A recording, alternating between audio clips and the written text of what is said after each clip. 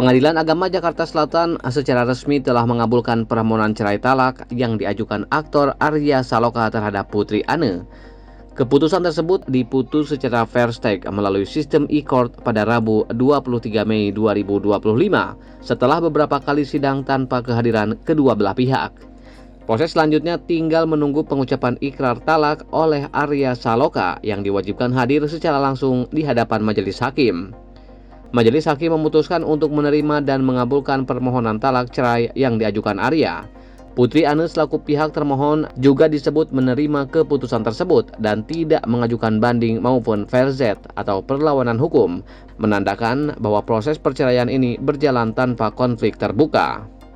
Proses hukum yang dilakukan oleh Arya Saloka berlangsung relatif lancar.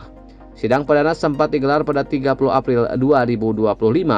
Namun, ketidakhadiran kedua belah pihak membuat persidangan dilanjutkan secara fair stake.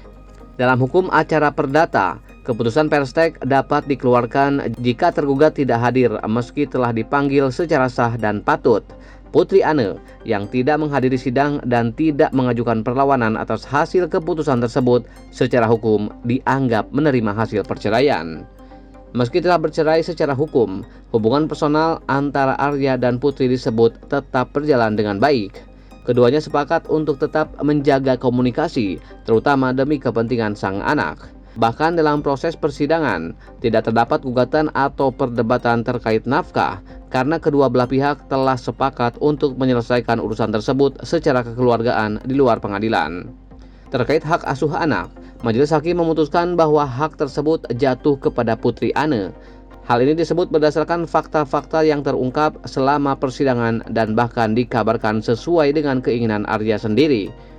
Penetapan hak asuh anak kepada sang ibu dilakukan dengan pertimbangan terbaik bagi tumbuh kembang anak mereka. Sementara itu, Arya Saloka sebagai pihak pemohon diwajibkan hadir dalam sidang ikrar talak yang akan digelar dalam waktu dekat. Kehadirannya diperlukan untuk menyatakan ikrar talak secara langsung di hadapan majelis hakim sebagai bentuk penyelesaian administratif terakhir dari proses perceraiannya.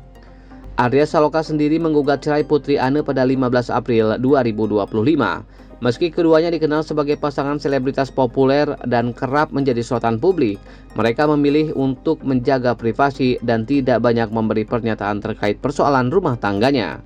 Bahkan saat rumor keretakan rumah tangga mencuat sejak tahun lalu, Arya kerap kali menghindari pertanyaan dari awak media. Perselisihan yang tidak dijelaskan secara rinci tersebut menjadi alasan utama perceraian ini terjadi. Meski begitu, tidak ada konflik besar yang muncul ke publik dan proses perceraian mereka berlangsung dengan tertib. Kini, proses hukum tinggal menunggu tahap akhir berupa ikrar talak.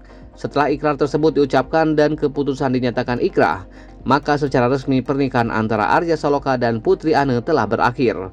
Keduanya pun kini menjalani jalan masing-masing, sembari tetap menjaga peran sebagai orang tua untuk anak mereka.